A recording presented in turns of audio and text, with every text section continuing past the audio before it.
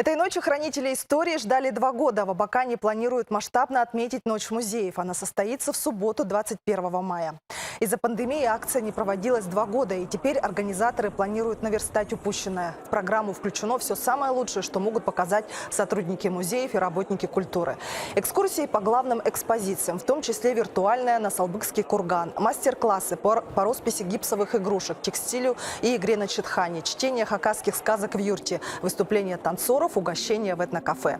Впервые программа выйдет за пределы музея. Во внутреннем дворике откроется арт-переулок Малый Арбат, где пройдет концерт электронной музыки.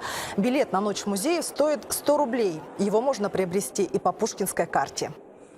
По поводу вот этнической хакасской музыки, там тоже очень интересное звучание, потому что там ударные инструменты очень хорошо будут звучать, я так подозреваю. Вот, поэтому это эксперимент. То есть это такое вот что-то необычное.